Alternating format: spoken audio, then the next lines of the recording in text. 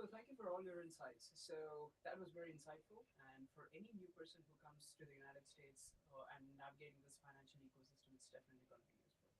So we have a few questions from a few of our audiences. The first question being, sure, in terms of setting up the banking ecosystem, the usual procedures are well understood. But oftentimes, what students, given their limited financial income, what are they wondering is, what are the different opportunities to use the funds responsibly or possibly even increase the money in terms of investments, in terms of other opportunities? What's your opinion? Yeah, so I mean, the first things first in the financial centers, and in banks in general, like I mentioned, advice and guidance is really important, right? Being able to understand what the needs of the youth and young adult or student is, to be able to set them up for success. And so, spending and budgeting is one of the first places, right, that you'd want to think about before thinking about dabbling in anything else. So, understanding how much your expenses are, where you have ability to cut costs, right, and save is the first building blocks to being able to really set yourself up for success. And so that's the first spot. Is I would say that for us, our students and students inside of financial centers, most banks will offer free checking accounts, right, or free relationships with no real cost to them. So it allows the student to not have any charge, right, to start their relationship with a financial institution. Secondly, I would say that over time, the credit card that I mentioned before, right, being able to build rewards, being able to save and put money away is going to help to build that foundation, right, of where you would need to start with your investment journey or with your savings journey. And then last but not least, right, there's experts available in locations inside of financial institutions to be able to help along multiple ways to help build and grow what you currently have. And so, having a conversation inside of a financial institution is going to be the best way for you to be able to establish that. Right, sounds good. Thank you so much. So we have the next question, which is regarding a student is asking, well, we have several different options for bank accounts offering several different incentives. So, in your opinion, what is the best way for a student to basically cut through the haze and select a proper bank account when he's starting one? Yeah, I mean, I think it all starts with people, right? And connection. And so for us, it's really important that we look at our new to role or new youth and young adult students as relationships, people that we can build relationships with while they're here.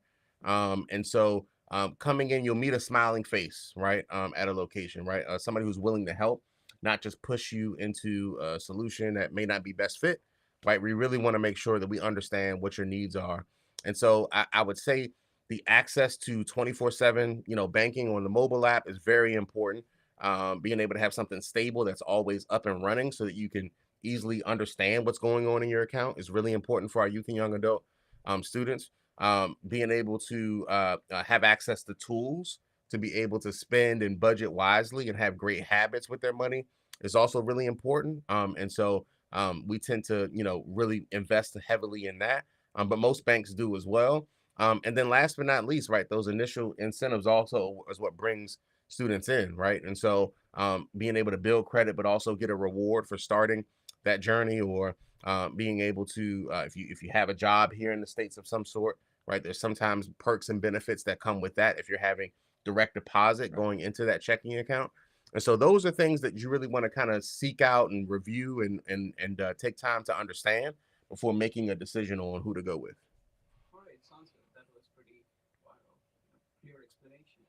So the other student is asking, so he's saying we have all heard the term interest rates thrown around, but they can seem like a mystery. Could you share a story or an example of how understanding interest rates has made a real difference on someone's financial health? Yes. So, in regards to interest rates, right, it's usually, again, we're building a relationship here, right? You're starting a relationship with us, or you're starting a relationship with the financial institution. And so the bank rewards you for keeping sums of money, right, inside of the accounts that we have. And so, depending upon the type of account, it allows you to be able to get paid back for you entrusting our money, your money with us. And so interest rates are very beneficial depending upon the type of account that you're opening. And they can help to grow your money while it sits there. And so we've had multiple examples where, students have established or started accounts that have returns of interest and things of that nature, where they've been able to grow their money bigger than what they've ever thought, right? But I also tend to tell our teams and tend to tell folks that we speak to in the community is to think about it holistically, right? Not just about the interest rate in and of itself. Think about the fees that you're avoiding, because that can bite or that can take away from some of the money that you would earn or keep. So we want to try to avoid those at all costs. I would also think about the rewards that you earn, like on the credit card, as a form of interest as well, right? Because you get percentages back for what you're spending, and so ideally you want to look at it from a holistic picture, because interest rates, they do fluctuate, right, in different accounts. Not all interest rates are the same. Not all accounts pay back the same amount.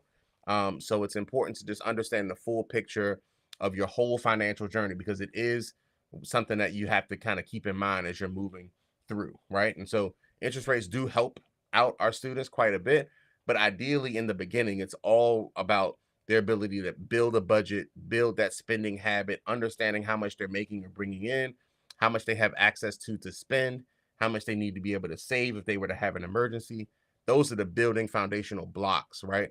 And usually interest rates usually come after, later in the conversation, as we're building that relationship. Right, sounds good. Thank you so much. I guess talking about the interest rate, then it naturally brings about the question of taking out a loan from the bank, Hmm. especially like, for example, to pay tuition fees, which can Hmm. be a large sum of money for some of the international students. Hmm. So, what would be the best way to go about getting a loan, and how would you repay it? Yeah. So, I mean, with us, it usually starts with, and with most individuals and most financial institutions, it starts with building credit right here in the States, right? It starts with being able to see how much you have access to in the beginning, right? Obviously, there's different systems here in the States around, being able to have student Right. loans and things of that nature that tend to help with better with tuition. But where we focus is getting your foundation started, and then as that credit score starts to improve and grow and solidify itself, you can then look for other options to be able to have access to larger sums of cash, to be able to pay for things like student tuition fees and things like that. Right. Sure. So probably this will be the last question for the session. Overdrafting is something which oftentimes amongst the student community we keep discussing, because the problem most often for students was not finding the right bank, but finding the money to put inside the bank. Hmm. So oftentimes, of course, the students overdraft, they withdraw more money through their credit cards. So how do you think they can manage this? You did mention about good disciplinary. Absolutely. So, I mean, the first thing is having that access to the mobile banking app, right? There's alerts, and most financial institutions give you the ability to have alerts to see when your balance is getting below a certain amount, right? Or when you're getting close to your limit on your credit card, right? And so, ideally, not turning a blind eye to those alerts, right, will keep you aware of what's going on. So, leverage that capability. Understand that, when you have the access to alerts and 24/7 access, it's your responsibility to keep up with your accounts, to understand where they are, and how things are going. The other thing I would say is that in most cases, right, financial institutions really want to get youth and young adults started in a really good foot, on a really good starting point here in the States. And so our checking accounts, things of that nature, we try to avoid, right, fees, right, and be upfront with what's available to you as an individual. So that you can kind of save yourself from any of those pitfalls of overdraft fees and things like that. In all honesty, youth and young adults accounts usually, in most cases, have some way to either avoid overdraft fees, or it's built in the system so that you can't overdraft the account. And so you can't spend more money than what you have access to. But you have to seek out, right, a professional, and seek out a teammate to kind of explain that to you, so that you have an understanding of how to use that account. In terms of the credit cards, really important to just understand what your limits are.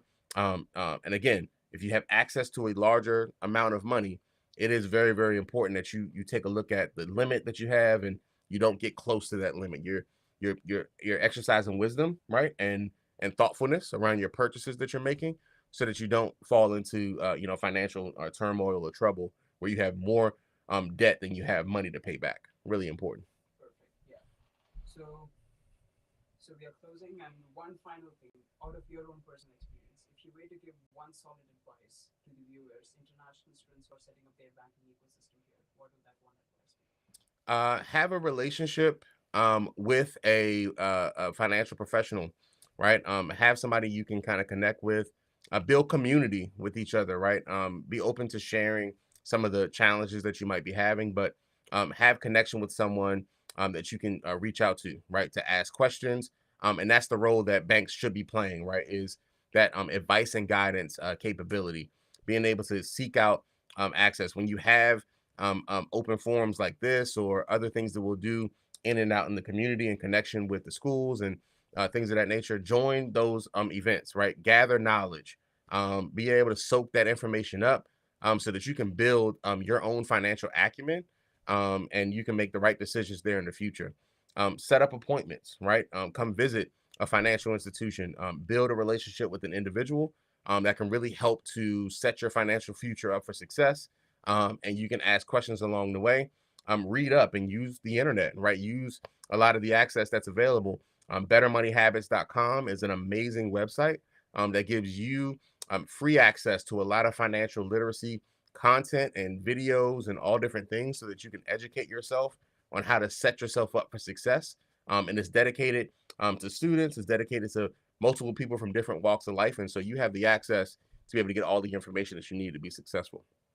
Yeah, I guess just a fun question to end off would be, how many credit cards do you advise a student to have? I would start with just one. I would start with just one. It's really important to get an understanding of how it works, Right. right? And so you start with one. You can kind of understand how that works, and Right. then over time, you build your relationship from there. Right. Yeah, no, because from what we understand is that all the credit cards have different kind of rewards associated to them. Some That's are travel correct. specific, some are food specific. Yep. That's correct. And so it's just about understanding what your needs are, what you need access to, what's going to make it most, impactful for you in your life. And so we're there to be able to help you do that for sure. Right. Thank you very much. And thank you everyone for listening as well. Thanks so Thank you. much. Appreciate it.